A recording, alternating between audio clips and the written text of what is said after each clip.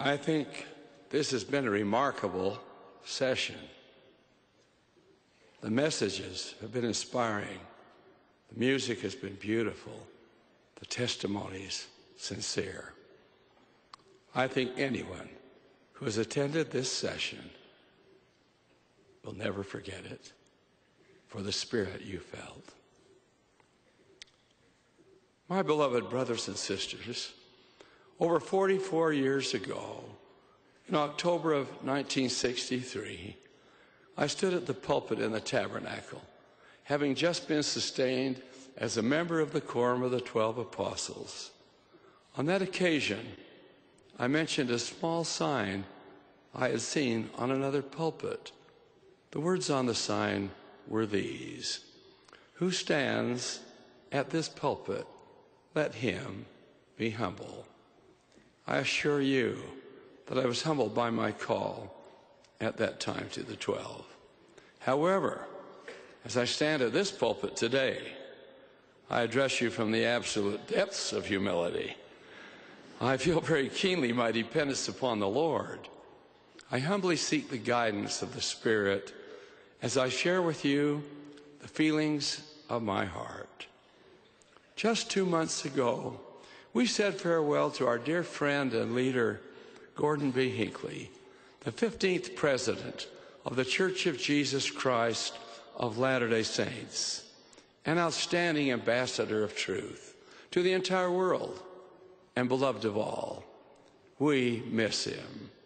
More than 53,000 men, women, and children journeyed to the beautiful Hall of the Prophets in this very building to pay their last respects to this giant of the Lord, who now belongs to the ages. With the passing of President Hinckley, the first presidency was dissolved. President Eyring and I, who served as counselors to President Hinckley, returned to our places in the Quorum of the 12 Apostles, and that quorum became the presiding authority of the church.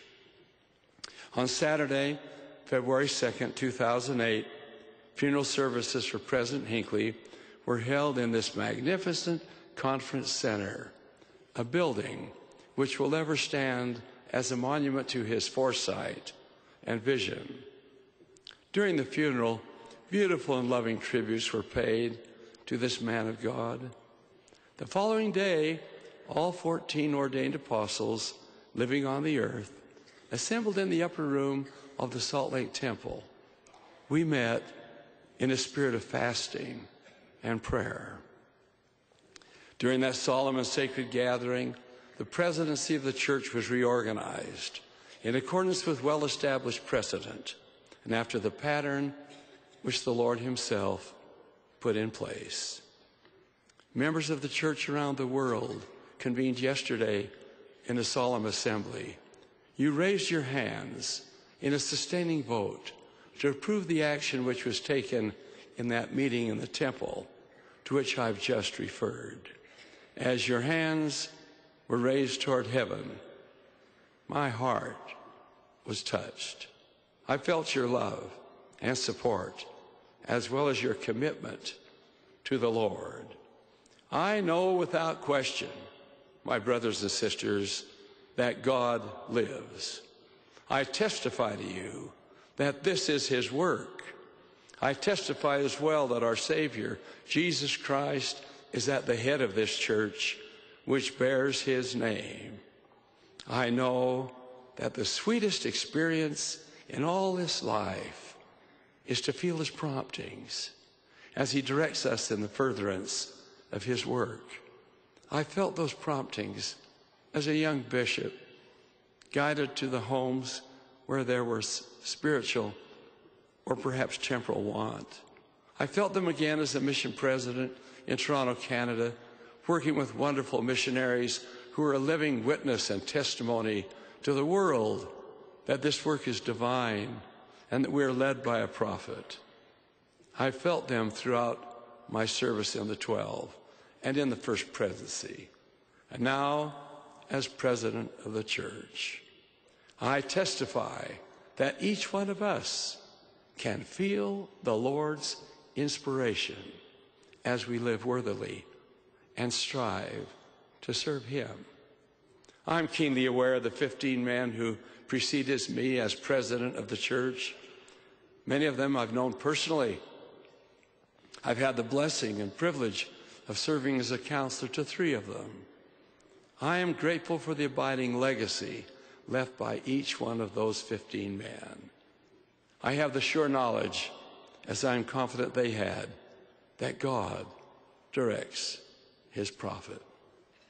My earnest prayer is that I might continue to be a worthy instrument in his hands, to carry on this great work, and to fulfill the tremendous responsibilities which come with the office of president. I thank the Lord for wonderful counselors, President Henry B. Eyring and President Dieter F. Uchtdorf, are men of great ability and sound understanding. They are counselors in the true sense of the word. I value their judgment. I believe they've been prepared by the Lord for the positions they now occupy. I love the members of the Quorum of the 12 Apostles and treasure my association with them. They too are dedicated to the work of the Lord and are spending their lives in his service. I look forward to serving with Elder Christofferson, who's now been called to that quorum and who has received your sustaining vote. He too has been prepared for the position to which he has been called. It has also been a joy to serve with the members of the quorums of the 70 and with the presiding bishopric. New members of the 70 have been called and were sustained yesterday, and I look forward to associating with them in the work of the Master. A sweet spirit of unity exists among the general authorities. The Lord has declared, "If ye are not one, ye are not mine." We will continue to be united in one purpose, namely the furtherance of the work of the Lord.